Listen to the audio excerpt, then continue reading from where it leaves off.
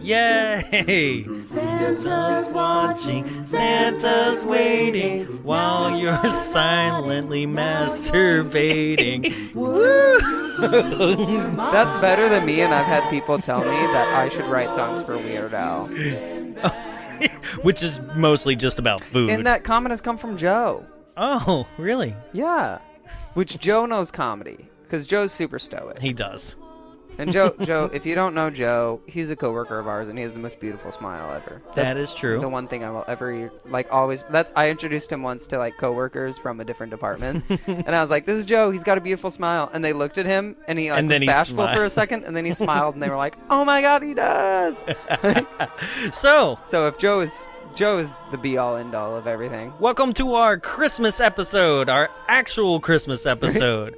You ready for these taglines? I love it, yeah. I like this, like, subtle background music. I know, right? So, ready? You've made it through Halloween. Now try and survive Christmas. Okay, Halloween was actually, like, a difficult month.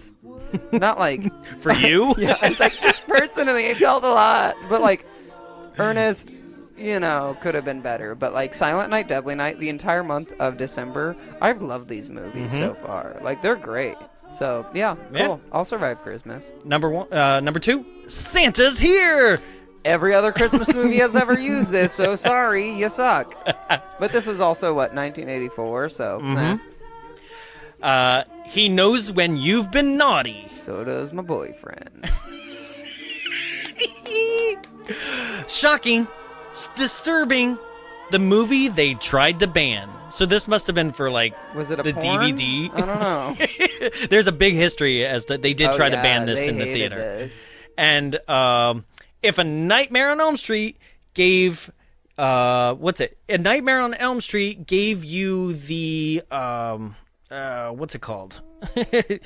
Yes, what? What? Jared's giving me hand signals. No, hey, ha! It was about to replay. Oh, it was about yeah. to be like, Santa's fault. And I was like, just shut it off. Yeah.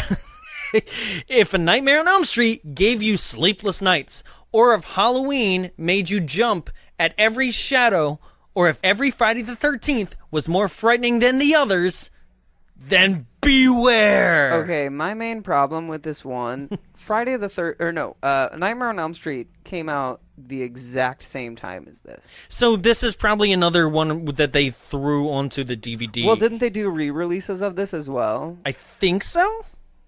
I don't... So maybe it was, like, post it? Because what I read was that, like, this and Nightmare on Elm Street came out at the same time, and Silent Night and Deadly Night was doing better than Nightmare on Elm Street. But then the second week or so, it actually switched places, and that was because people were so upset with how they were depicting Santa. Which Santa's depictions and stuff like Tales from the Crypt and happened before this, right? Yeah, and then what was the other one? The one that they remade in the 2000s. What? Black Christmas. Oh, yes. But that wasn't... Was he it called dressed Black up Christmas? as Santa? Yeah. It was another horror movie. Christmas Evil. Christmas Evil, yeah. Is the 1981. Yeah. And it happened before almost then. made it on the running on this But I think because of Christmas those, season. I think those just weren't as big as like this as this movie. And this movie I think had a lot more promotional push, but because of that people had a lot more backlash. Right. And people were really upset with the fact that Santa was holding an axe. They were just upset with a lot of things. Well, there's a lot to be upset with because we got 2 headshot deaths, 2 killer Santa Clauses, 7 pairs of breasts, 1 man butt, 1 throat slash, 1 back slash, 1 hanging by Christmas lights, 1 box cutter gutting, 1 hammer to the head, 1 death by bow and arrow, 1 death by impaling on deer antlers, 1 decapitation by axe, and a body count of 13, a budget of $1 million, and a gross of $2.5 million, an IMDb score of 5.9, and a Rotten Tomatoes score of 31%. It's 1984's Silent Night, Deadly Night. Let's drop some bombs.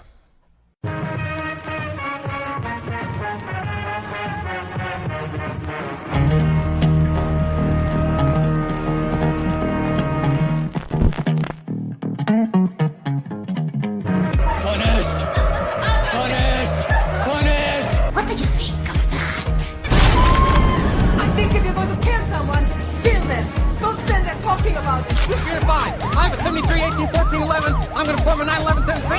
See if I can't do a 6, 1, 4, 9, 2, AB. I'm over. The sucker was carrying a gizmo. I did you a favor, Trash. Call me evil. Garbage Day! Huh? No!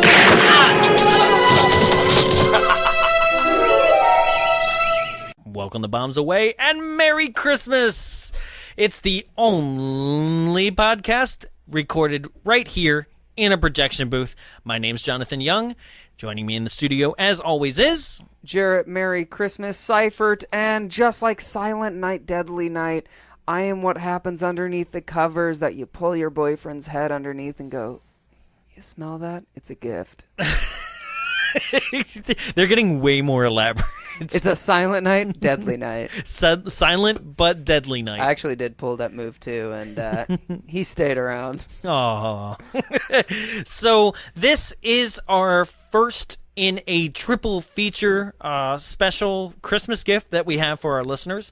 This is Silent Night, Deadly Night Part 1. Silent Night, Deadly Night Part 2 is going to be our comedy commentary for the month of December, which you can find right now on YouTube. And then also, after you listen to this, hop right over and listen to Silent Night, Deadly Night Part 2, the podcast episode. Yep. So 3 episodes all in all for you guys to enjoy for the Christmas holiday. More fun. Yeah. And this is 3 slashers in a row. So Silent Night 1 and 2, and then New Year's Evil next week for New Year's. And I love a good slasher. Oh, we always do, favorite. Right? So this movie presents the idea that Santa Claus punishes people. He doesn't just give you a lump of coal. He gives you a lump on the back of the head. And it's kind of like a lot of different events that lead up to the idea that Santa is a punisher. So The Punisher? A punisher, but also, yes, the WW... Was this back when it was WWF? No, I'm talking about the Punisher from Marvel. I was like, the wrestler. I don't know if there was a wrestler named There Punisher. wasn't, no. But the Punisher did just get a Netflix series, but people are mad about it because they're like, guns, a white person, blah. What? Which is actually real. Okay. White people should not own guns. White men should not own guns. Anyway, so it starts off, they're going, this family is driving to visit their grandpa, who is in an old folks home. The year is 1971. Yes. Right? Yeah. So, like you said, they're visiting their grandpa in the Utah mental facility. Yep. Like you didn't even try on that one, did you? They did not. This movie also, right off the bat, sings the song that you heard in our intro. Santa's watching, Santa's waiting, watching you masturbating. That is right. Exactly. But as soon what you didn't hear in what we played was there's a little kid that sings it prior to that in the Tiny intro. child.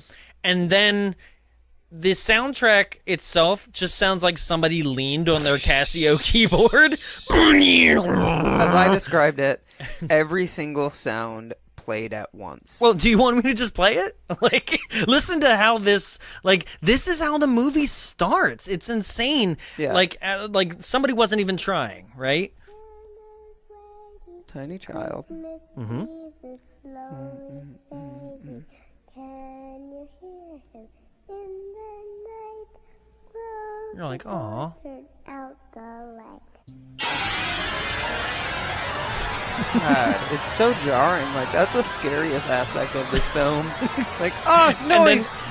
And then somebody's just like, oh, wait, sorry. Sorry, turn it down, turn it down. Yeah. And then it starts out then with you get this, right? So, yeah, so it's a silent night with a wreath. Noise. Yeah, and then as somebody leans on their keyboard, then the Deadly Night part comes in blood, splashes in like a cartoon fashion. And so you're like, oh, we're in for some shit. Yeah. And indeed we are, because this movie goes through a set of, this is what happens when a child is pushed too far. This is what happens when a child is exposed to too much. Yeah, right? Like, but this is also, I believe, what happens when it's like, I don't know. There are so many. This is such a testament, I guess, to why we shouldn't use that old age type of like, oh, if you just discipline the person for their actions instead of punish. Instead of figuring out why they're doing these bad actions, then it'll be better. And it's like, no, you need to like talk. People, this is like the main reason of like, no, you need to punish. No, you need to talk your feelings out. Damn it. No, punish.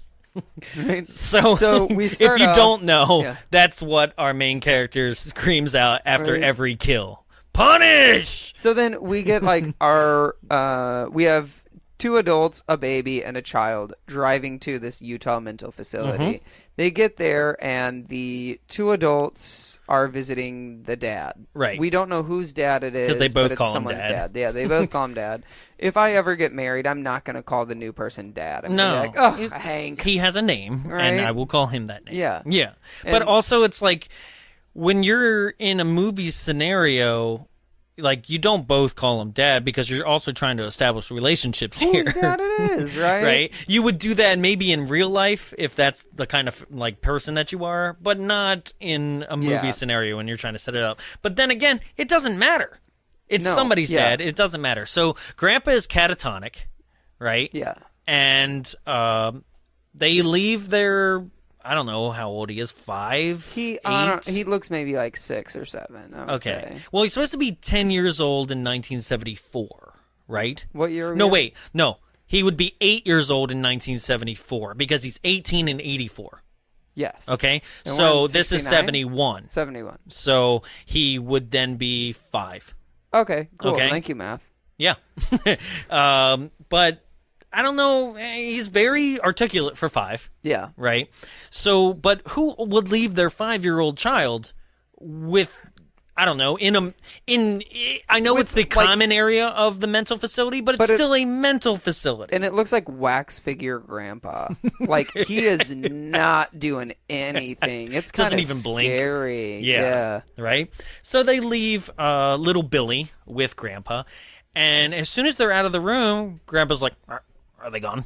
Yeah. Like, kind of looks off to the side. Are they gone? You want to die? Like, right? The worst. He's like, hey, kid, do you know the story of Santa Claus? Oracle like, Grandpa. That's how we just future. start this off, right? Basically, Grandpa's like, hey, you been good? Awesome, great. No? Well, Santa's going to come, and he's probably going to punish you with death, so... Be nice. He punishes those who are naughty. Yeah. Right? Ultimate terrifier. Right? And then goes back to catatonic when anybody else like, oh, somebody's coming back in the room. And then they're like, oh, let's go. Yeah. Bye, Dad. Merry Christmas. So on their way home, Billy's like, I don't want to see Santa Claus anymore. I don't want him to come to the house. He'll kill us. Right? And the mom's like, oh, your grandpa's just crazy and old. And he's like, don't talk like that, Grandpa. Santa will punish you. Like, whoa, okay. I was like, okay, this kid is clearly traumatized right off the bat, right? So flash over to a convenience store, right? And there's a man dressed as Santa Claus who comes into the convenience store and immediately robs the convenience store, and the clerk tries to grab a gun. And so the Santa blows him away. Killer shot, by the way. With this some guy nice singing. Yeah. Just he's like, holy night. No, that's actually not. No, he blows him away with a gun. Not with his blows him away. Extreme vocal cords. No, he blows him away with the gun. He was not a contestant. Fall on your knees. No, this is a movie that actually has no official Christmas songs in it until the very end. Sidestep, do you have a favorite Christmas song? A favorite Christmas song? Yes, but it's extremely depressing. Which one? I love depressing things. It's Wham's Last Christmas. Oh, that is really sad, but only because he died. Yeah, George Michael. Mine is... Actually, I have 2. The other one is the Mariah Carey one. All I want for All I Want for Christmas. Yeah, yeah. That one. Mine is because I like doing the backups, like and I. You know that part? Yeah. Yeah. Mine is Sixpence None the Richer does It Came Upon a Midnight Clear. I'm like, okay, go on. Sixpence None the Richer. It Came Upon a Midnight Clear. It was featured in like one of the best episodes of Grey's Anatomy ever. It was a Christmas episode, and this is where I get the Christmas tradition of you hang up all your Christmas lights and ornaments on the Christmas tree. You lay on the ground, and then you lay underneath the tree and look up at everything. It's that does. It's sound my fun. favorite Christmas tradition. I thought you were gonna say that it was Panic at the Disco's "This Is Halloween." No, goddamn. Halloween, Halloween. No, that's the most like whiny song. I hate it. Halloween. I'm like, all right, stop over trying. Jeez. Super. But no, It Came now Upon Midnight Clear. Of consenting age. It's like it's a nice like I don't want to say vitrola. It's one of the weird like strumming stringed instruments. Okay. That's like dun dun dun dun dun dun dun dun, and it's Oh. It Came Upon Kinda picky. a Midnight Ding, ding, ding, Clear. ding. Yeah, it's so good, and Yeah. it's like the cover of the album is like a dark snowy night, and that's what the song feels like. I also like So those good. those metal record jukeboxes. You kind of hear them outside of the Yeah. Haunted Mansion. Bing, bing, bing, bing, bing, Yeah. bing. You know, and you're just like, that's creepy Yeah. and fun at the same time. Yeah. Yeah. So, Everyone has a favorite Christmas song, no matter what, Indeed. even if you're Jewish. yeah, theirs is just I was gonna say bare naked ladies singing dreidel dreidel. Yep. Actually, that's not even what theirs one is or something. Right. It doesn't matter. So they're driving back from the mental facility, and the car comes upon a Santa outside of his car, and he's like, "Hey, help me, my car is broken down." And the kid's like, "Don't stop, don't stop." Right. And then the parents are like, "We gotta stop for Santa," and Santa's like, "Hey, could you help me out?" And they're like, "Well, what do you need?" And then Santa pulls out a gun and is Right. like, And the mother's immediately like, yeah. run, Which run. I applaud the mother for that. She's Yeah. like, back up. She's like, she's Right, on her because shit. don't hesitate. She Right. should. I honestly believe. But she should have also survived. drive forward because they were not directly in like back. They were really close to the back of that car. Were they? Yeah. I don't know. Also, though, if you drive backwards, I would imagine him to not be a good shot. He's a really good shot. He's an for being able to kill amazing him. shot. Yeah. He fires 3 bullets, and one that the one that does him in is a headshot. Yeah. Headshot to the driver. Yeah. Yeah, and that's the second headshot he's pulled off tonight. Yeah. It's insane. Right? So the car flies Mind backwards. you, this is not the killer Santa Claus in the rest of the movie. Yeah, this is a different killer Santa Claus. So the car drives backwards, kind of goes into a ditch. Mm-hmm. The wife is screaming in the car. The Plus, baby. this convenience store robber is going all in. Yeah, he's like, might as well kill everyone while I'm on a Christmas spree. Right? This is his shopping. Might as well spree. do He's some shopping for raping murder. while I'm at it. Yeah, he's just shopping for convictions. Yeah. So then, the little kid, before Santa gets up there, flies out of the car and across the street into a different ditch. The mom is screaming, and like the baby's just placed on the seat. And the Santa pulls the mom out of the car, throws her to the ground, rips her shirt open, Yep. and starts just rubbing his face on her boobies. Yeah. And then she's like, "I won't let you do this." And Well, she didn't say that, but well, more or less, it was implied. yeah. I think a lot of people are. Well, like, this won't is let what you I do this." okay. So the radio said right prior to this that it's like 26 degrees out. Sounds like perfect rape weather for me. Like Yeah. what? Like who is like I just shot a man in the head and now I'm gonna rape a woman on the side of the road? Yeah. Like, I mean, we're trying to analyze the mind of a psychopath, but like at the same time, it's a bit much. That's not psychopath. At that point, that's, I would say, somewhere more along Insanity. the lines of like schizophrenia or, yeah, actually, I love random psychology. So I Yeah. would say schizophrenia because there's no logic. Where Where psychopaths at least have some sort of logic. Psychopaths are it's just a lot a more bit methodical. cold to be Yeah. rapey, Mr. Yeah, Santa. it is. And so little Billy yeah. watches this all go down. Santa Claus decides, like, yes, it is a bit cold to be rapey. Let's just slice her Yeah. throat when she slaps me in the face. Yeah. And that's it. That's what Billy sees. Yeah. Flash over, it's 1974. So 3 years later, Orphanage. Billy and his infant brother, now not an infant, but they're both been placed in this orphanage. The orphanage is run by nuns. So Billy of course, is traumatized Yeah. by what he saw. And Billy's not like a problem child. Not really. But he has a mullet, so you know he must have a problem. So my thing is, we're in this Billy stage, this young 10-year-old Billy stage, 8-year-old Billy stage, right? Because it's 10 years to the next one. Yeah. We're in the 8-year-old Billy stage for a good, like, maybe 5-ish minutes. It feels During more this, than that. It does. There's so many things that happen to Billy in this 10-year-old stage or 8-year-old stage. Well, no, anything before his 18-year-old stage is half of the movie.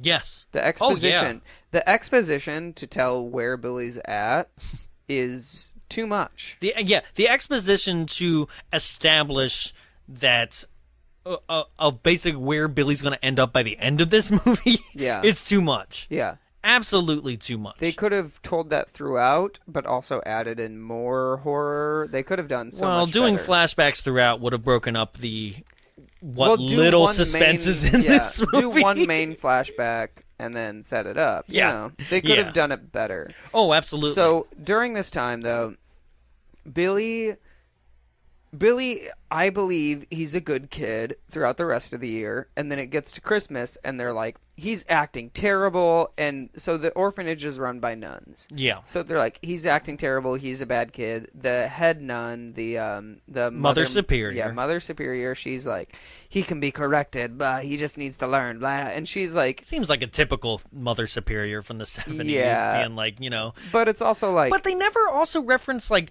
oh, God will help him fix it or anything. Because that would be the being like, okay, I understand why she's like this. Because she has a true faith in God and being like, you know, discipline and the Lord will be able to save Billy, right? Yeah. And at the same time, it doesn't seem like anything Billy's doing is all that bad. No, but that's the thing. Like, Billy... so the first time he gets in trouble... It's not even... Well, it's the first time that we're seeing. Apparently, he gets bad, like you said, every Christmas. Yeah. Right? So this first Which Christmas... has only been 2 Christmases prior. So apparently this Christmas is the worst because they need to show it. Right. And so it shows Billy... He's drawing images. Everybody is drawing pictures in the classroom. Billy decides Christmas. to draw a Santa Claus that is fully stabbed and like a reindeer that's decapitated. Yeah, because he wants to hurt Santa because Santa I'm like, that's killed his pretty people. legitimate. Yeah, okay, so my thing is, like, I side with Billy in his young ages because he's got trauma and this orphanage isn't doing anything to Not help. a thing. This They're not this doing movie's a jack product shit. of the system, you know? Yeah. Right? Exactly. And so he gets in trouble for that. He gets sent to his room, no recess.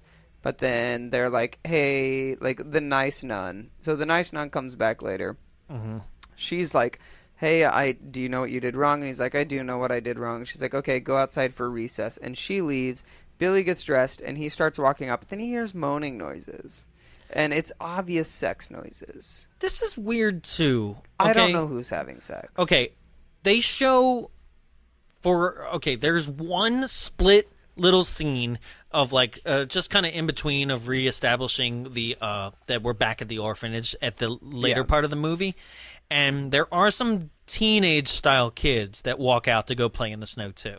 So I would say they're more like preteen style, or early teen at least. I'm assuming it's an orphanage. You could probably be up there all the way to 18. Yeah. So Billy was. Maybe they were teens, but they didn't look like teens. Yeah. It looked like one nun was like, I am done with this celibacy thing. Yeah. Right? It's like one nun and some orderly or something. I don't know. Someone just making the meals. But whoever they were totally okay with getting beaten by Mother Superior. Like, Billy is punished to his room, and then the nice nun decides, being like, hey, the best thing for you is to come out and play with the rest of us, right? So she asks him to come out, and on his way out, he sees these two people having sex. This is way long and drawn out, too. Like, this movie could have been called Silent Night, Naked Night, because everybody gets naked in this movie. Yeah. Everybody. Like I said in the totals, 7 different pairs of breasts, like 7 different scenes where you see breasts in this movie, and then 2 different scenarios with naked men. in this movie. No, it's fine. I'm just saying. Should have been more. Silent Night, Naked Night is what this movie is. Silent Night, Deadly Naked. Yeah. And like the same shots of breasts over and over again. Yeah. And now the copy that I did give you is the uncensored cut. So it's actually a combination of two different cuts of the movie into Yeah, there one. were some cuts where I was like, the color seems shit here. Color was off and stuff like that. So there could have been... But they were never the bad shots. It was just like, this is extra, we threw it in. Right. And that's what I think this was. This was a little bit of... I think it's a fan's recreation of what they know as the most pristine uncut version, because the uncut apparently doesn't exist, or now it does, but it didn't. But I got my hands on that one for us. So if it seems like it's like, well, there was like 3 of the same shot, might be this version versus the actual cut of it. So Mother Superior bursts through the door, whips the shit out of these two people, be like, and is using the phrase, must be punished. You know, naughty people must be punished. So she's driving in punish more than even grandfather did. Yeah. But Billy is getting this driven into his head, punished. Naughty people are punished, right? Which you would think plays out in the movie more, but like... He doesn't really. Right. Because you never see him witness all these people being naughty, right? And he only asks one person before he does or does not kill them if they've been naughty, right? Yeah. You would think that would be his thing, where it's like, I'm going to tie you up and ask you you're going to be naughty, and you're going to deny it, be like, no, but I saw you, and you know. If you're kinky, you'll be like, yeah, daddy. Right. Punish, please. Punish me. And she's like, but without the axe, please. Punish! Right? So Billy basically goes outside, and they're like, that wasn't good. Right. And then Mother Superior's like, I know he's got issues with Santa, but that'll all be solved today when I make him sit on Santa's lap. Right. And she asks him, do you know what they were doing upstairs? Right. And he's like, no, I don't. Right. And it's almost as if she was like, what they were doing is very naughty and unacceptable. Right. And they were punished. Right. And then she's like, I told you not to go outside, and so you'll be punished too. And like, I know she tells the nice nurse to shut her mouth in this moment, but like, he was asked to come outside. Nun. Huh? You call her a nurse? Oh. I was like, she's not. different. The nice nun asked her to come. But that's the thing is, like, so she keeps punishing him for things that aren't really even his fault. Yeah, it's a bit unfair. Because later, he has a recurring dream about his parents getting killed and just runs out of his room in the middle of the night because he's scared.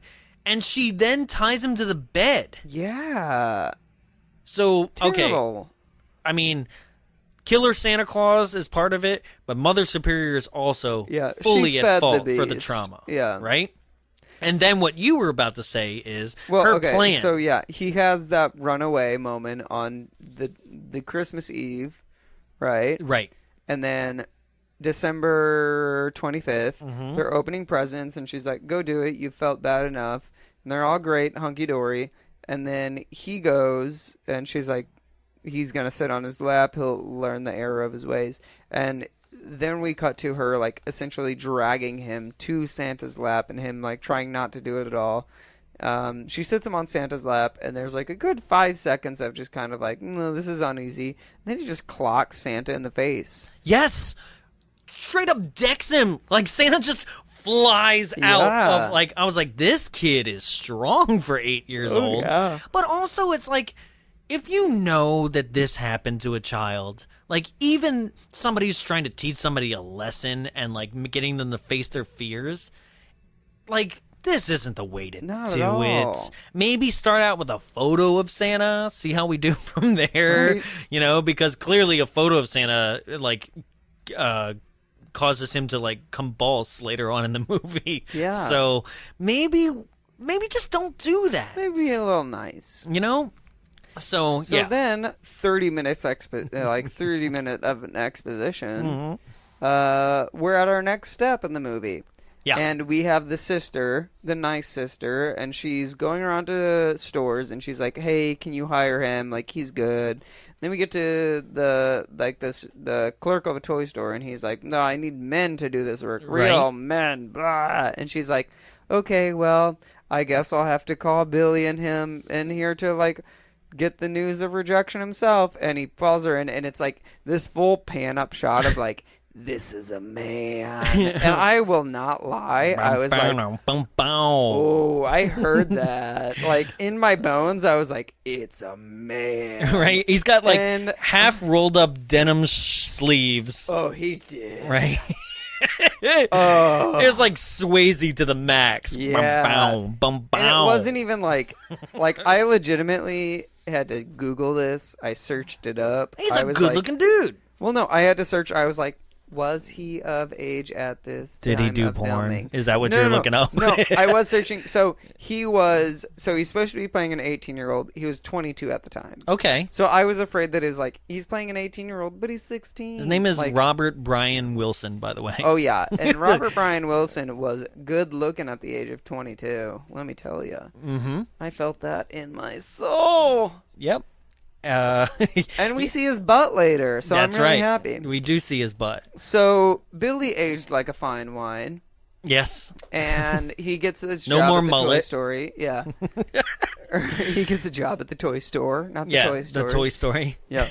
Howdy, howdy, howdy. And we get a music montage. Oh my God. Okay, so, all right, I got the song for this too. Okay, this is a very musical episode.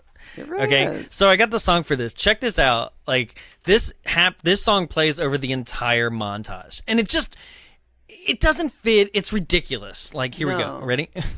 Wait. Yes. Here we go.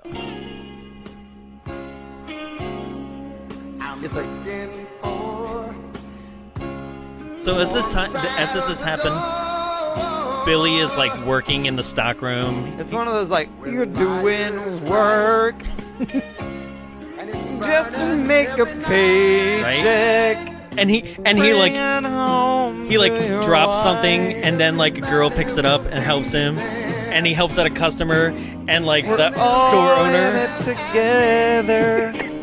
'Cause we love each other. We're sisters and brothers. We're making our way through the workday. Here at Ira's Toys, we have the best customer service. We have people that are handsome and good looking and just blonde and beautiful, and they'll help you out with everything you ever needed. They may or may not turn into Santa and kill you, but that's yet to be determined. As of right now, they're here to help you. And they're here to really provide you with some sexual tension that probably won't play out. Unless you think it'll play out in murder. And then we've got you sold on that too. So enjoy our creepy toys, our creepy displays, and, have a good time. Enjoy your Christmas. Have you ever wanted a toy store that looked like the stockroom at all times? Come to Ira's Toys. We'll let you tour the stockroom and the store floor. We'll ask you to tell the difference. And if you can, you get 15% off. Will that mean anything for your purchase? No. No, but it's you'll be 15% of your limbs. Yep. You'll die. It doesn't matter. We love your company, and we love the business you bring us. So shop us, buy us, love us. Ira's Toys. Ira's Toys. You won't have to spend an arm and a leg on purpose. Oh, this song's not over yet? We're so close. Thank you for shopping at Ira's Toys. We love you. And your limbs. Punish. So, yes, that song, just as long as that improv just took, if it felt that way to you, that's how it feels in the movie. Like, it just goes on. So it just keeps going and going. This montage of like Billy doing a good job and everybody's happy and like he's happy, right? Why? Because this Christmas hasn't happened yet. Like the Christmas season is upon him, I think. It starts setting up by the end of it, but there's also one moment that I loved, that it was the it was the other, like, the stockroom guy, and he's like the head stockroom guy. Immediately after this montage is the biggest bully ever. I know, but so during the montage he seems really great. Oh yeah. But he's like, here, let me pour some alcohol in a glass. Oh yeah. You want some alcohol? And Billy like, goes, nope, I got milk. Which makes this montage even more ridiculous and wholesome. Like, yep, got my milk. I have calcium D. Who needs alcohol? The worst, like... Right? So immediately after this montage is established that the other backstock room is, I guess, his superior or at least supervisor, and is a big old bully for no reason. He's like, what the fuck is wrong with you, Billy? It also establishes the front of the store that has one of those... That looks like the back of the store. Well, no, like the storefront. So the storefront of this place, it has... It looks like an abandoned building. I know. But so it's got those, like, you know, like... Frosted if you've snow ever, windows? Yeah. If you've ever come from, like, a small town, all the stores at the front, they do the frosted snow windows of, like, the paintings with, like, the chalk paint on the windows. And this store was, like, covered in it. But when it shows the exterior shot of it, it literally just looks like someone graffitied the entire building. Yes. In Christmas. And I was like, oh no, the store got shut down and someone graffitied all over it. Yeah. Oh no, never mind. I'm still watching the movie and it's in its heyday. Yeah. Like, it was so sad. Although they had Star Wars toys and they had He-Man toys. I was like, yes and yes. Yeah, that was fun. Feeling your He-Man self. I was. Well, you know, the Billy could have played He-Man. Right? Yeah. Oh, he could. Oh, okay, don't appeal to me. Don't appeal. So, yeah, Ira's Toys, a mentally safe place to shop until November 1st. Yeah, basically. So, Billy has a dream sequence. This is where your second instance of man butt and more breasts come about. Yes. Right? So when they were filming this scene, like, do you think they got pissed off when they realized that they're not filming a scene that's integral to the movie at all, but then realize it's a dream sequence? Where they're like, I got naked for a dream sequence? Like, I'd be pretty happy to get naked for a dream sequence. Oh, yeah? No, because I don't like getting naked. Right? I was like, no, I hate myself. Yeah, Billy just has a dream that he's having sex with the other store clerk girl who he has a crush on. Yeah. Right? Which is fine. You know, he has a little wet dream. But he wakes up mid-wet dream because he's like, I killed her! Right. And it's not established that this is the only time where I was like, does Billy sleep in the store? Like, yeah. I don't know where he Does he have resides. nowhere to go? Yeah. But I think that this was filmed in the same house that he kills the girl with the antlers, because his room is just that wood paneling. Yeah. That same wood paneling that's all over that other house later. Know. Right? All that was missing was a whole bunch of tiger pictures. Yeah. Oh, We'll get there. So why is we got established that obviously Billy works in this store place, but why is Billy's outfit a Jedi? It's that weird. I'm wearing a smock. It's like smock wrapped around, but a little long, and he's like, vroom, vroom, vroom, vroom, vroom, vroom, vroom, vroom, and that's his lightsaber flipping around. So yes, he's wearing. He's so horny that it turned into a lightsaber. The closest thing that I could say is resemblant of that is what like Home Depot people wear now. Yeah, right. A smock. Yeah, it's a smock, but it's that weird like full like smock vest thing that like I guess people wore back then. They're like, that's your uniform. Go forth, over the top. And may the force be with you. So now it's Christmas Eve, and the person who's been playing Santa in the toy store has called out sick. Because he broke his ankle ice skating? Oh, I didn't even hear that there was an excuse. I missed it. He went ice skating and broke his ankle. Sure. Can't be Santa with an ice skating ankle injury. Right. So, their bright idea is to get Billy. Now, they don't know Billy's history, so that's not... I feel like the nunnery should have been like... The nunnery? I don't know. I'm not a nunologist. I'm not an nunnologist. That was literally my next word. I'm not a Catholicist. But I don't know. It's a nunnery. Get thee to a nunnery. The nunnery. Get thee to a nunnery. Okay. That's from Romeo and Juliet. Oh, okay. No, I think it's from Shakespeare in general. But Did you say get thee?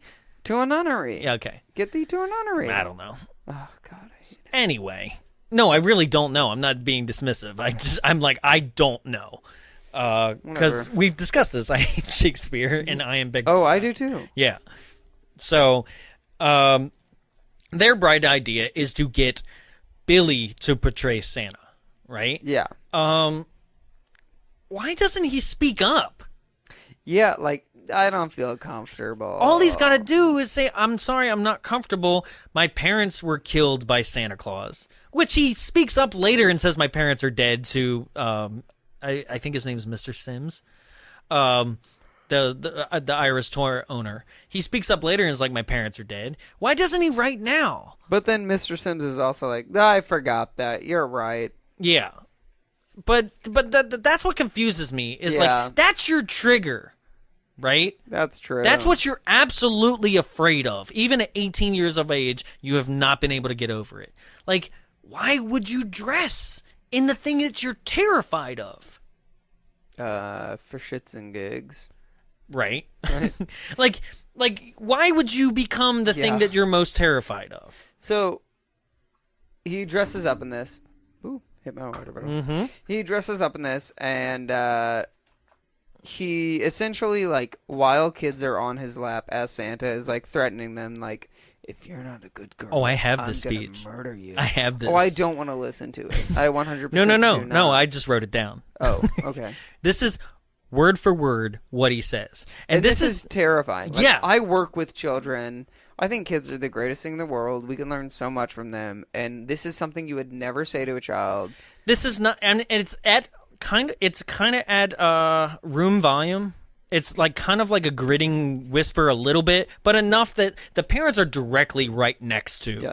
I don't think the parents could have heard at all. 100%. I really don't. So there's a child that's squirming and she's like whining and on his lap, right? This is word for word. Hey, stop it. Please stop it. What's the matter with you? Please stop it. Please stop it. What's the matter with you? Stop kicking. Do you have any idea what you're doing? You're being naughty. Right on Santa's lap. I don't bring toys to naughty children. I punish them. Severely. That's right. Stop it. Or I'll have to punish you. Is that weird? No, I hate it. Yeah. That's weird. Like, he just gets just downright, like, that's it. We're about to cross the line here. That was crossing the line. Oh, that was the line? Yeah, you're right. How weird is that? Yeah, that's terrible. And the parents are like, he's so great with my daughter. Yes! Mr. Sims is like, good job. I love it. Yeah. He's amazing. All the kids run crying to their parents like, I'll be good. Yeah, she does. She runs to the mom like, Mom! And he's like, he's so good with kids. Yeah. What? Right. So then we get to the Christmas party. I love, he closes the door. Did you see this? Mr. Sims goes to the door, opens the door, looks Sims out. What? Kind of seems like a pedophile. Oh, yeah. And that's kind of his MO in a lot of movies. He seems like that. Oh. Yeah, that's what is his name? It's I remember him specifically in Funny Farm, I want to say. Yeah, he's in Funny Farm. Some Weird Science. Yep, Weird Science. The Great Outdoors. He's the guy in The Great Outdoors that keeps getting struck by lightning in that movie. But he's always like kind of like creepy and I don't know how to put it, but he's kind of rednecky. This is like, he's actually in this movie the most dressed up and formal out of every movie he's ever been in. But that is Britt Leach, if you want to look that up. But he opens the door, like looks outside for a second, and then closes it, locks it, and goes, "It's 7:00. Let's get shit faced." And I was like, That is accurate. That is me at 3 p.m. Every day. That's you right now. Yeah. He drank a whole bottle of wine today, folks. In 2 hours. Right? 4 hours, actually. And because let's I'm say 4 not hours. and because I'm not saying that we're recording multiple episodes, you seem like an alcoholic. It is multiple episodes. That was okay. They're like, we're 44 minutes in and he finished a No. whole bottle? No, there's other contributors. Right. That's fine. Yeah. So yeah, they have their Christmas party. Mm-hmm. It looks like Billy gets his first taste of alcohol in this moment because Mr. Sims is like, drink up, you need to. Right? Do you think the alcohol played into this too? Oh, I think it did. So, like, we get to witness every single downfall of what... This is like Making a Murderer. If Making a Murderer showed Making a Murderer. Yeah. Basically, like, Billy drinks a lot, and this girl that he likes at the store, she starts... she's like, you should drink too. I'm like, Yeah. but then she starts doing flirty stuff with the... Immediately, the bully guy comes up, like, nudges her, like, hey... You know, does that head thing like, let's go in the back, right? I'm and shorter, she's like, but my dick's bigger. Let's right? go. And she's she's like, all right. She's like, okay, right? And we haven't established that she has led nothing's Billy really been on at all, established right? Also, though. What do you mean? Like, she's just kind of there. Yeah, she's just there, right? And Billy has had a crush on her. So that's really the only thing that's established, that Billy's had a dream about her and he's interested in her. And they were kind of smiling at each other during the montage. Yeah. But that is it, right? So, like, Billy's watching them make out from the front of the store, and they're in the back store down an aisle, right? And in this moment, I was like, well, you know, this is kind of legitimate. I, too, have stared from afar and wanted to kill a man who has stolen a crush of mine. Punish. Oh, God. Nothing? Why do you not like the punish thing? I love it. I think it was so well done in this movie. Nothing? Just Okay, well, God, make me feel awkward. That's what the movie did to me. So, yeah. Well, don't make everybody else feel awkward. You're making me feel awkward. Good. Anyway. Yeah, so Billy sees them making out from afar, and then they eventually go into the stock room, and Billy's like, I don't like that. Yeah, and in this moment, Andy, who is the bully, says, like, they're in the back, and she's like, you brought me back here for a present. Like, what are you gonna eat? And he's like, the present's in the back. And I'm like, Andy is clearly saying his dick is the present. And she's still like, where is it? Yeah. I kind of wanted to see the present. I won't lie. Yeah. So, they go further back in the stockroom, and he starts forcing himself on her, right? And she's like, no, stop, right? And I'm like, you were just making out with him. Yeah, it's... Okay, I don't want to say excuses for rape, but... Yes. Okay, no, like, they were leading up to those moments, but also, like, she kept saying, no, stop. I like, just don't... There should have been... It was a very... It should have been actual sex... And him walking in and just being upset at it and just taking them both out. It should have been some sort of rape scene. So, it shouldn't have been that. Right.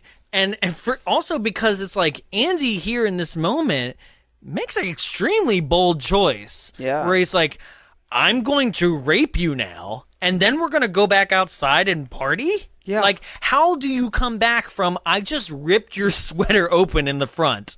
Yeah. Like... How do you explain that one? Hey, I lost all my buttons. So, in a party favor. I don't know.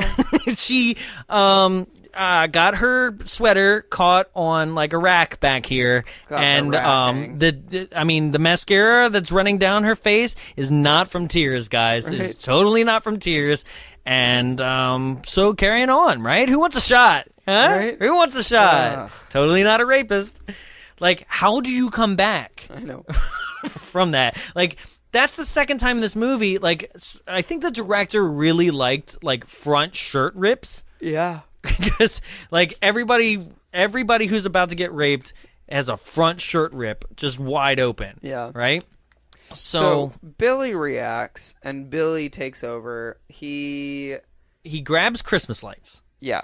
And he starts strangling the other, back stockroom guy. And somehow strangling him with Christmas lights also makes his neck bleed.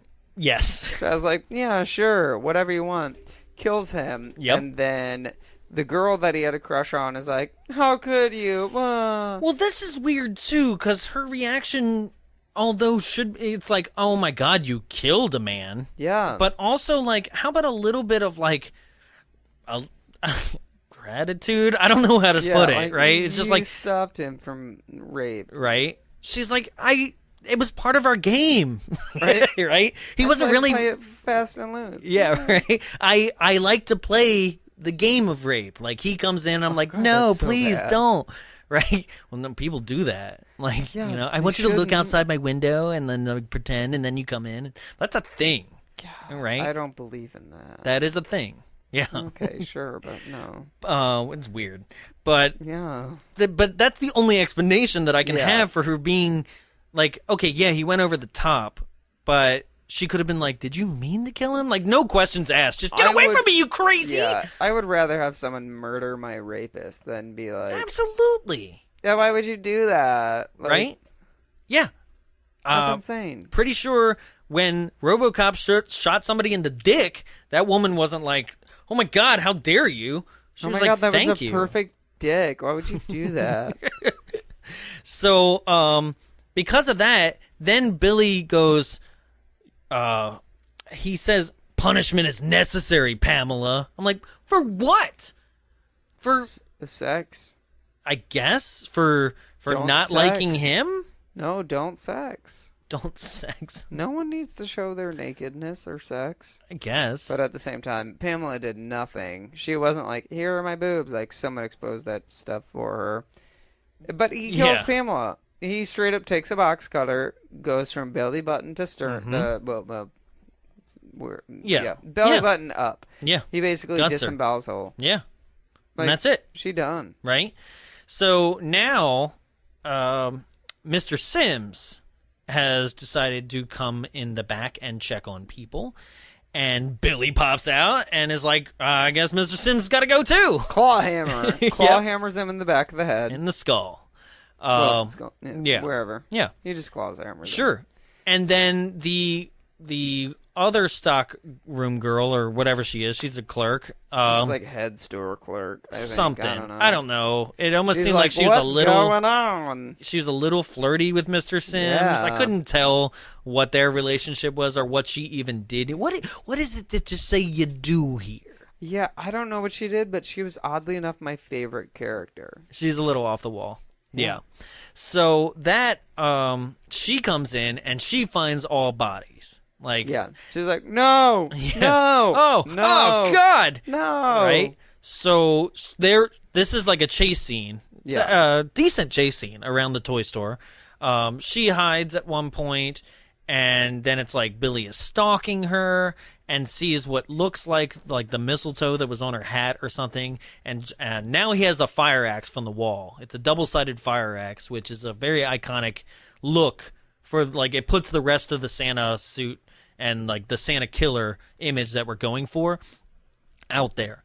But it should be known that Billy he dresses as Santa, but is like, screw this beard, but not fully. He wears it underneath his chin, the whole beard thing. So you see Billy's face at all times. Yeah. And weirdly wears red gloves. Santa wears red gloves in this movie. When he normally wears white. So he's stalking her around, and he tries to swing at what he thinks is her in the boxes, and then she pops out from behind instead and runs towards the door, and Billy instinctively just has a bow and arrow just next to him and shoots her in the back of the bow and arrow, and she's down for the count as well. She's about to swing for the front glass panel. Yes. And he goes, hey! And she turns around and is like, what? And then she's like, oh, it's you, the killer. And turns back around to swing for the front window. And he shoots her in the back. Yeah. So it's like, you could have just avoided that word, hey. Yeah. And people probably would have been Hey! on the upkeep about all of this a lot Right? sooner. So, that is Meanwhile, Nice Nun from the very beginning is like, oh no, Billy on Christmas was made Santa. Like she's right trying because to earlier fix she everything. called right before the Christmas party. Yeah. She called, and the Andy, the bully stockroom guy, was like, Billy doesn't work in the stockroom anymore. They put him on Santa duty. Yeah. And then Nice Nun's like, holy shit. Yeah. Which is the appropriate reaction. Oh yeah. To when this goes down. So she made it to the toy store to Too find late. all the bodies. And this is where the movie likes to remind you of the people who have died by showing them again. Like, in the same shots that we saw 2 minutes earlier. Yeah. Flash over to now a man and a woman are making out on a billiard table. Well, flash over to some Christmas carolers. Yeah. It like cuts from like Christmas carolers to zoom into this house, but there's one Christmas caroler that's like doing the most like extreme over the top head shakes. That one. Like, Meanwhile, another like, song whoa. that's not an actual Christmas song, or like one that they made up for the movie or something. I don't know, because the one I played for us earlier, yeah, even the track said unreleased Silent Night, Deadly Night score. Yep. So, like everything for this movie was written for the movie, when I'm pretty sure almost all original Christmas music is like royalty free. Yeah. Pretty sure. It should be. You know, it's the same as like anybody you can play "It's a Wonderful Life" in every movie ever. It doesn't matter. So now we get like a sexy billiard scene, right? It's okay. So this is Denise and I guess her boyfriend, right? Denise is a babysitter for a young little girl named Cindy, right? And so Denise and her boyfriend have chosen the odd choice of having sex on a billiard table. More balls. What? More balls. Okay. More balls? That's you're like, more balls. Now keep talking. Thank you. There are more balls on the table. It's fine. Yeah. So Cindy is like, hey, Denise, like, I want to see Santa. And she's like, if you don't go back to bed, Santa, she's not going to come for you, right? And she's like, don't come down. We're 30-year-olds doing homework, right? Because she looks so old. And what's funny about this is Denise is played by Linnea Quigley, right? Who is arguably probably the most famous person to come out of that. She's a scream queen from the 80s. She gets naked in this movie. She got naked in Return of the Living Dead, which is an excellent competitor of Night of the Living Dead from back in the time. It's very tongue-in-cheek. Return of the Living Dead is famous for, one, her dancing in a graveyard naked, and two, Return of the Living Dead established the whole brains thing. Zombies didn't talk before Return of the Living Dead. So she's very famous for that and a whole bunch of other things. You can see her at any other like Monster Palooza signings and stuff like that. She's extremely well established. So she's like that scream queen from back in the day that would get nude and everything, which she does in this movie too. And probably has the most iconic kill of the movie as well. Yeah. Yeah.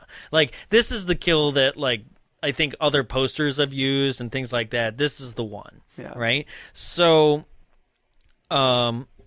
she interrupts their making out she hears bells. Yeah. Now, I don't know about you. She's like, I gotta let the cat in because the cat has bells. Right? One, does anybody really give a shit about a cat enough to let it in versus, like, having sex? Yeah. Me? I'd let a cat in. I'd be like, because my thing is like, it's 26 degrees in Utah. Well, no, if you're it's right. like if I hear like a tiny noise and I know what that noise can solve, and I know the noise is gonna keep going on, I'll be like, 1 second. Oh, so you didn't used to like make out through the whole like playing of the looping of a DVD player over and over again? No, I'd you be had like, to stop Let me it. shut it off real quick. Okay, great, back to it. Yeah. So I don't know about you also, but when you are choosing an outfit as a killer, Do you pick one with bells? I feel like I wouldn't. But this guy just goes all in. Right? He is heard multiple times in this movie. Yeah. He is heard by her. He is heard by the Sledders later on. It's like, whatever, I got bells on. Yeah. Yeah. So she comes to let the cat out, and he just barrels through the front door. Busts through. Like it's just plywood. Like he comes up on the porch and is just like, punish! Yeah. Barrels through the door. Does he axe it one time? I don't even, just to weaken it a little bit. But then just like hulks through the door and is like, here's Johnny. And so she's running around the living room. He throws his axe across the room. It stabs in the wall. Yep, stabs in the wall. And I thought, after he did that, I thought at one point he was going to pick someone up and just, like, shove them onto the axe. That would have been good. With their back. Yeah. But he never did that. But no, he does one better, right? He picks her up, and there's a mounted deer head. She stops fighting, by the way. She just goes limp. She's like, no. Right? But he picks her up, there's a mounted deer head, and it, like, shows the shadow of it. Also, the deer head's way higher than it needs to be. Yeah. Right? I'm like, was she super tall? And he, like, slides her onto the antlers. And right. impales her with that. And that kills her. Mm-hmm. And then she lays somehow. there. Huh? I don't think that would actually kill someone. Well, she's going to bleed out. Yeah, but if those, like, horns are still in there, it's going to hold the blood in. I mean, semantics. Like, I mean, all right. Out of all the things in this movie, you're questioning if antlers will hold blood in. They will. Okay. So then the boyfriend's what I'm questioning is how the boyfriend didn't hear any of this commotion. He had the radio on. No, because that was just 80s soft pop. It was. Okay. But he had the radio on is what the movie wanted us to believe. And they're like, yeah, he didn't hear. And so then he's like, where are you? He didn't hear Billy bash through a door and her screaming? But he goes upstairs and he's like, what's going on? Well, a broken door. And he's like, what's happening? And then Santa attacks him as well. And this is a pretty good fight. Like, it involves, like... Except for Billy, this kid hits Billy in the face with a poker, and there is not a single mark on him. Yeah. Maybe he's just, like, on some weird psychotic, like, extreme emotion thing. Well, it's from that shot of Jameson from earlier. Yeah. It's drunk with rage. And then he grabs this guy after coming back from being beaten in the face with the poker and just throws him out the window. And the glass, like, totally obliterates this guy. It's not like it's just he a just glass fell shard through it. through But there's his literally, face. like, majority of the window is in his side as well. So I was like, that's a little realistic, but sure, yeah, we'll take it. Yeah, because glass would fly outward with you, not, like, penetrate the skin, I think. Yeah. So if you landed on a shard, maybe. Yeah. So then we get to our next moments, because it's just, these moments are just made up of kill scenes that they wanted included, but they didn't have any way to tie them into the story. Sure. So well, that's what it is. It's just, it's a random, it's like, this. If this movie was called, like, I'll Be Home for Christmas, and it was just Billy's journey to get home, and, like, everybody along the way died, it would make more sense. Right. Like, the title would explain more. Away. Right? Jeez. Like, take a bus. Yeah, like, there's no real motivation for him to go into this house. There's more motivation for him to kill the next two kids. Yeah. Like, because they're just within his path, than he going into this random one of house. The next ones. That's right, because when they say 3 more have been killed, so the other kid just screamed. But we'll get there in a second. So then the little Cindy. Yeah. Oh, little Cindy. She's like, Santa, and he's like, have you been good? And she's like, yep. And he's like, are you sure you've been good? And he reaches into his pocket while to, he's saying this, he's pick up a blade, and you're like, he's gonna slit her throat. And he's like, she's like, I have been good. And he's like, are you positive about that? Like, getting more intense. And she's like, you super secret double promise? Right? And then he's like, cool, I have this knife. And she's like, Thanks. This bloody box cutter that I used to cut up Pam earlier. Right. Because that's what it is. And Yeah. and this is that one instance where I'm like, what if he had to ask this to every person before he killed them? And he's like, man, nobody will say, yes, I've been naughty. I can't kill I can't punish. Why is everyone being like this? I just want to punish. Yeah. And then he moves on to his outdoor kills. Mm-hmm. Meanwhile, Nice Nun has contacted the police now. Yeah. And so they put out all points bulletin for someone dressed in a Santa suit, which is assuming a lot, too. Yeah. Like, that the nun was like, he's got to be dressed in a Santa suit going out killing people. Yeah. But I'll take it. But it would have been more interesting if they had snatched up a whole bunch of Santas throughout the night. Yeah. Just to, like, because the cops are kind of forgotten about after this one scene where they see a Santa, like, enter through a ladder into the second-story window. And they bust into the house. Mm-hmm. They're like, we got to go upstairs. And the mom's like, what are you doing? And they're like, your daughter. And then she's like, what? And they get upstairs and they point guns and like, what are you doing? And the daughter's like, Daddy? Did you see how they needed to show that the police went into one room and he wasn't there first and then go over to the other room? I was like, all right, cool. Right. We're progressing through rooms. Thank you. Thank you for fully establishing the layout of the upstairs of this room, this house. Yeah. And the first thing that the girl, because this is kind of the only Santa that is wearing the full beard and everything in this movie, and the girl doesn't go Santa, she goes Daddy. And she's like what? So excited. Like, Jeez. yeah. So that's not Billy. Yeah. It's just a red herring. And then we cut over to these two boys that are at the top of this hill, which is not a hill at all. Yeah. It's like we're going to sled down it. It's fresh powder. Meanwhile, the entire hill has a very clear one-track sled, like, slope. It's like they... Like, you can see where other people went down Yes. And I was like, that does not mean fresh powder and untouched, but they're like, it's a virgin hill. Okay, like, no, this is a weird line. Yeah. Okay? He goes, look at this hill. Virgin, man. Right? And he goes, the only kind that you'll ever get. Which I was like, it's kind of a compliment. Like, you're sleeping with virgins. Yeah. Like, is that to say, like, you can only dupe a virgin into sleeping with you? Which is like, is that an insult? Ugh. I'm not sure. Right? They're trying too hard to be like two guys, like ha ha ha, right? And then they say something else that's kind of Christmassy. That's like nobody would say that.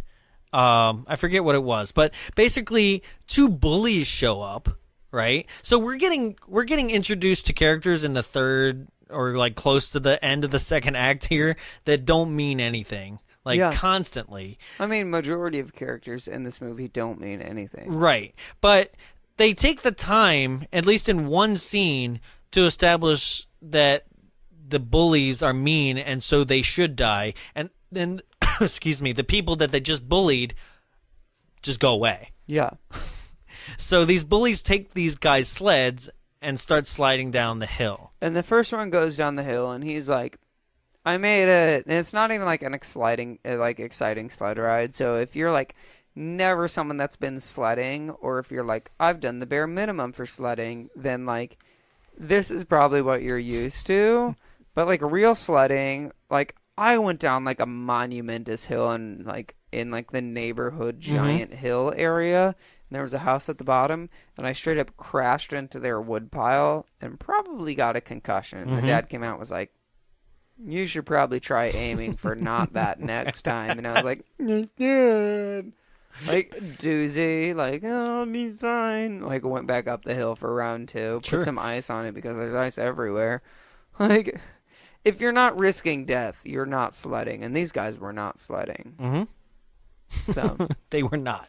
They kind of pushed themselves down the hill. Like they were. That's what I'm saying. It's not a hill. No. It's just like they were sledding on grass, like a flat plane. Right? And so one guy gets down to the bottom of the hill. Then the other guy starts going.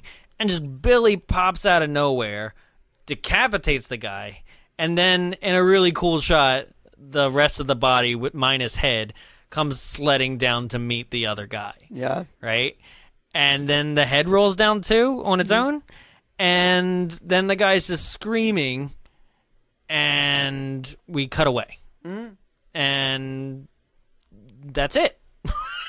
Like, the other guy doesn't die. Like, that's the thing is, like, there's no real motivation or reason why he kills. It's just like, hey, this guy was right here as I was walking through. Just as he's making his way. So, Billy, this entire time, is making his way to... He's making his way to the orphanage. Mm-hmm. And so, after that scene, we essentially get the next morning. Right. And everyone's like, watch out for Killer Santa. Santa. Santa. Watch out for Killer Santa. I went Australian like, oh, the Santa Claus. But everyone's like on the watch out for him. And there's a cop that's like, oh, I'll go to the orphanage. He's the closest one by because they put out like an EPB. They're like, get him. And the cop, as he's rolling up, sees a Santa walking towards the orphanage. Right. Meanwhile, this is a movie that I guess saw us coming a mile away and likes to establish that a little girl was playing telephone in the orphanage's office and left it off the hook. Yeah, so no one could contact the orphanage. They're like, I don't know who's been on the phone that long. It's like, no one. 30 years ago, they were like, people are going to make fun of this. Yeah. We have to have a reason for the phone being off the hook. Right, so nobody could contact the orphanage. Yeah. So the police officer sees a Santa Claus. Speeds up, parks, and it's like, okay? step away from him. And I was burping, sorry. Okay. He like speeds up and is like, stop, Santa. Santa doesn't stop. And then the police officer like fires 2 rounds into Santa, blows him away, traumatizes these kids, mortally wounds Santa, and everyone's like, what? And it turns out they shoot the deaf Father O'Brien, which is another time when they were like, oh, somebody's going to question that too. Might as well be like, he was deaf. That's why he didn't hear like freeze. The amount of overthinking on things that aren't important versus major important things is way off. Like the scales of logic in this movie of what we write and what we focus on versus what we don't are all over the place. So of course, now the orphanage knows what's going on. Mother Superior has gathered all children into the lobby, which is also the living room of the orphanage. And the cop's like, I'm going to search the perimeter. So he does. He goes downstairs in a moment of like suspense. A cellar. Yeah. And nothing happens in the cellar. Goes back upstairs. Yep. Billy swings an axe right into his chest. And he does he tumble down the stairs? Yeah. And then that cop's out for the count. Yeah. So now Billy is free to enter the orphanage. Meanwhile, Nice Nun and Detective are on their way to the orphanage. And did you notice the nun is like not sitting in the passenger seat, but like halfway into the center of it for no reason? I was like, I'm getting a little close there, aren't you, Numley? Right. You shouldn't do that. God's watching. So we finally get real Christmas music because Mother Superior asks the children to sing Deck the Halls with her. Right? To calm them. Right. And then... Because they just saw Santa get murdered. Mm-hmm. And then, Oh, Come Let Us Adore Him. Yeah. They also sing. So we get 2 Christmas songs before this all plays out.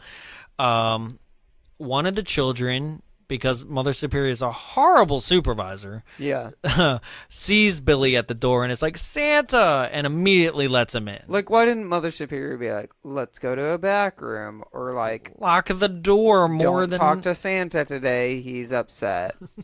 Right. Don't talk to Santa because he already was killed and now doesn't exist. Which, in this moment, Billy comes in and she's like, there is no Santa Claus. And I'm like, holy she shatters shit. that illusion. Which, okay, I'd like to see a movie after this. Like, this is where the Silent Night sequel should have went off, is that now every one of these kids has seen another killer. They've seen a Santa Claus die and then be risen back from the dead. And there are 18 killer Santas.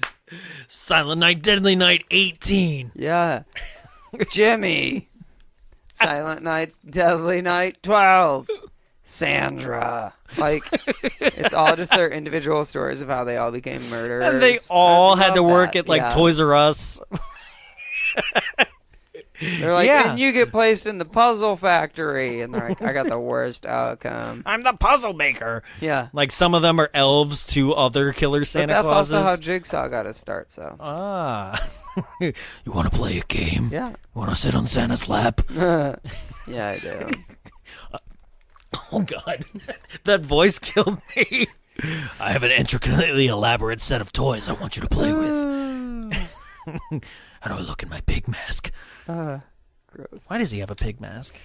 For shits and gigs. Right. For pigs and shits. So, the detective, just in the nick of time before Billy decides to kill Mother Superior, who's now in a wheelchair, for I guess because she's old, 10 years later, the detective comes in the nick of time, shoots Billy in the back, and Billy is dead. Well, not before. He's bleeding from the head? Yeah. Well, that was where the fire poker hit him. Oh, we're going back to that. Yeah, now he's bloody. Him in the head. Yeah. You do see it a little bit whenever he's handing off the carpet cutter. Oh, okay. Maybe I missed it. Maybe. Okay. So, after this, the movie ends with yeah. It okay, just kind this of like, is weird. So Billy walks in and he's like, I'm going to kill you, Mother Superior. And he raises the axe and Mother Superior's like, I'm ready. And then he gets like shot in the back and he's done. Yeah. So that's that. It pans up to a boy, right? Which is Billy's little brother. Thanks. Well, you know that beforehand. Yeah, but kind of. The only reason that you know it is because of one little scene that we failed to establish, that like when Billy was spying on the kids, that were having sex in 1974, and Mother Superior yells at them outside. There's one kid that's like, your brother's a psycho or something, right? He's like, shut up, right? So that is the only establishment that you see of that kid's face. No, there's another one. What? And it's after they kill good Santa, they're inside, and Mother Superior's like, oh, so-and-so, can you do this for me? And she's like, he's the good child, not like Billy. She has a line like that. Okay. She associates him with Billy and says, like, that's the good son of the two. Okay. Well. So we do get that establishment. Okay. But so then Billy goes down, he dies, and then it just pans up and it shows Billy's brother, and he goes, naughty, and then somebody leans on the Casio keyboard again, like, and the credit, and I'm like, and credits roll. Yeah. Boom, boom, boom, boom, boom, boom, and that's it. Santa's watching. Santa's waiting. This is a movie for me. Because here comes the W's for me. This is a movie that. So Jonathan, wait. Yeah. I just want to know, what are your W's? What are your who, what, when, where, hows? Aw. It's just nice when we reverse roles, right? This is a movie. All top, you bottom. Yeah. This is a movie for me that it didn't know what it exactly wanted to be. Yeah. It didn't know if it wanted to be completely serious with its horror or a little bit tongue-in-cheek, right? And I think because of that, it mostly fails on both levels because it doesn't establish itself.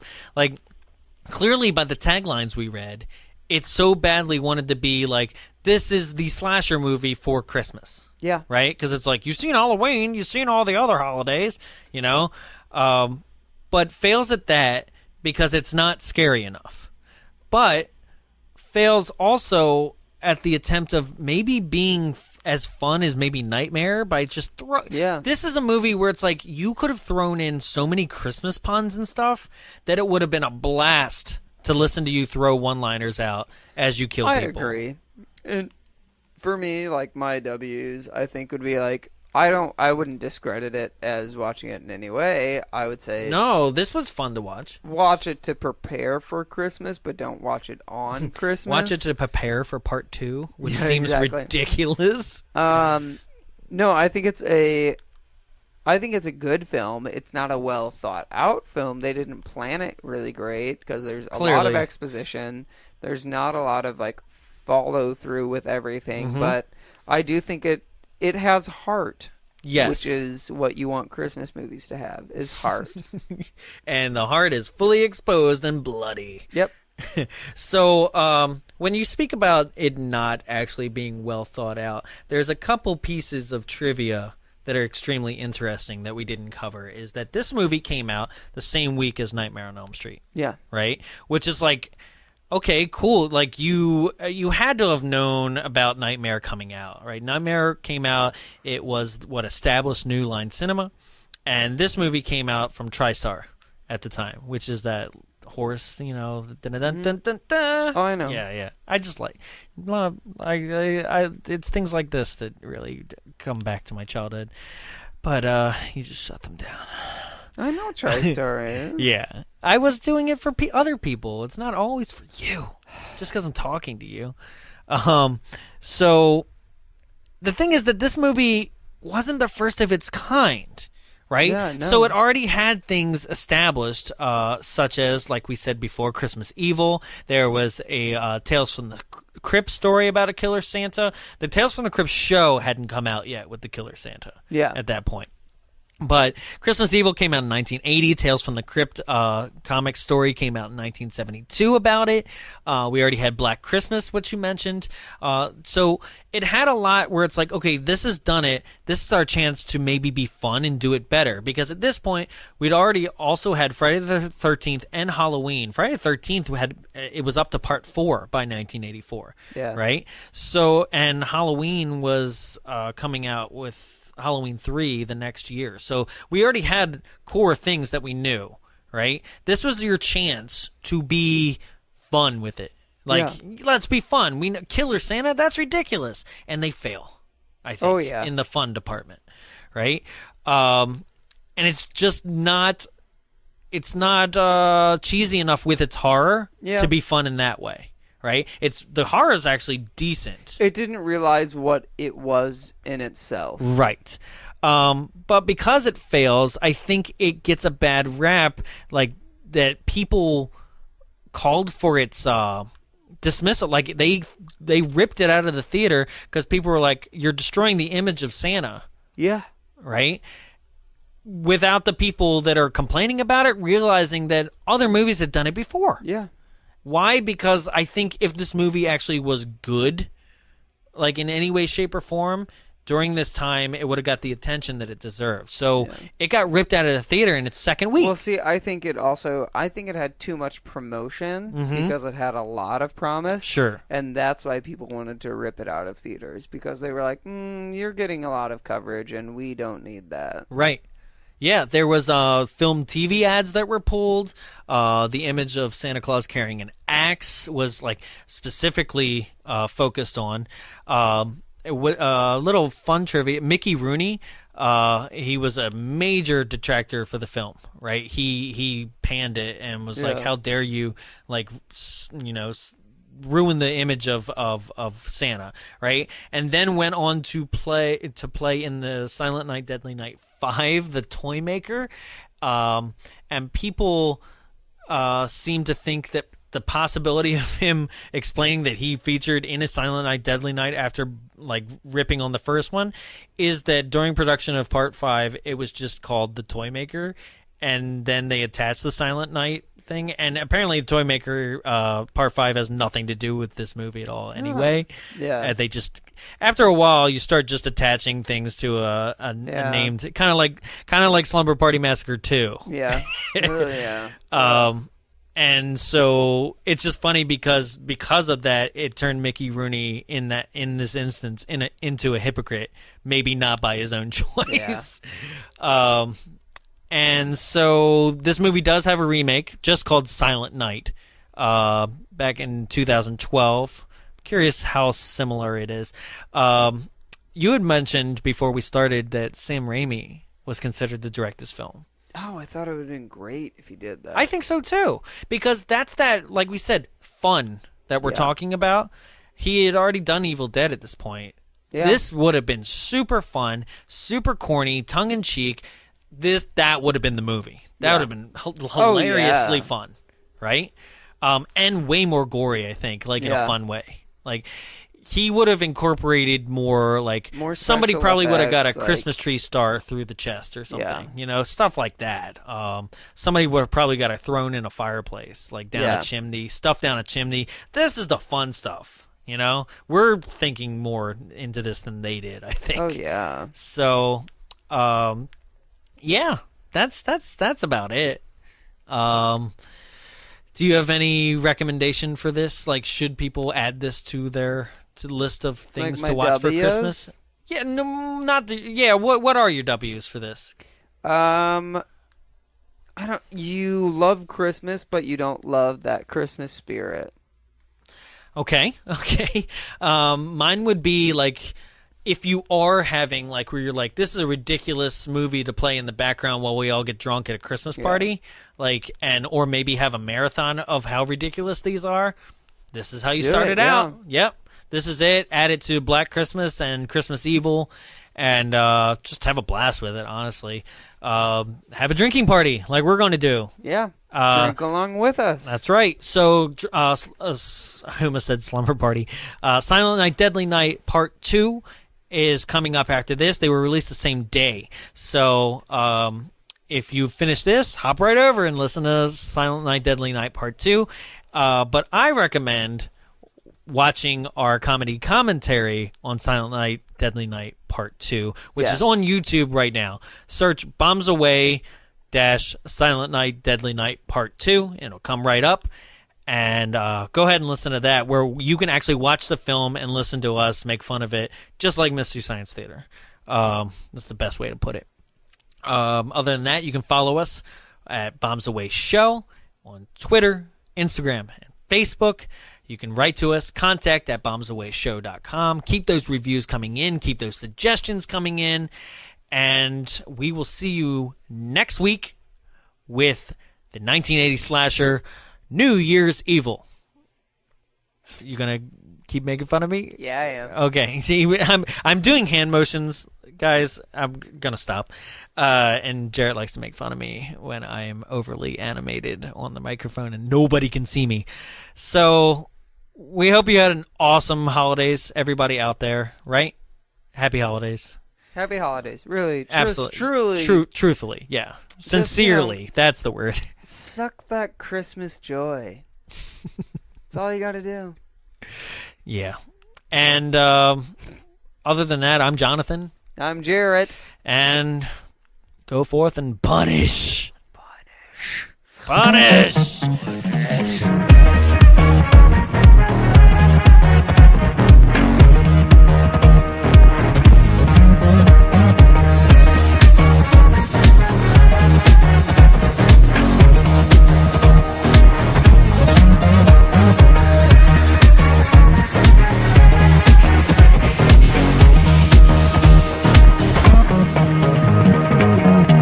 Hey guys, John here from the Bonds Away podcast, and I'm here to talk to you about the place where we record. That's right, the Frida Cinema.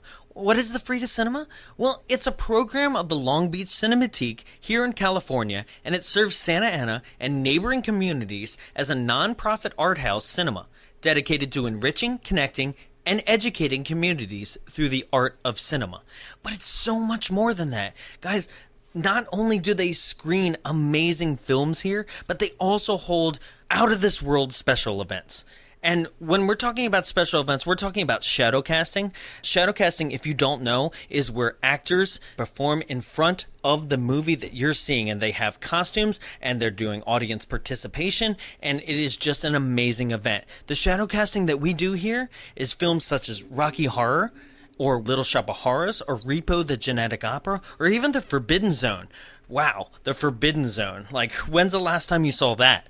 Or maybe shadow casting isn't your thing, but what about rooftop cinemas? That's right. Right on our rooftop, we do special screenings of throwback movies that you love, including Ghostbusters, or the current Beauty and the Beast, Guardians of the Galaxy, or even Jurassic Park. And that's not the only thing with these rooftop cinemas. They also have special people that show up, special guests, including the Orange County Ghostbusters and their vehicles and their costumes, or maybe Jurassic Park and the Jurassic Park Jeep. You ever gotten a photo with any of these things?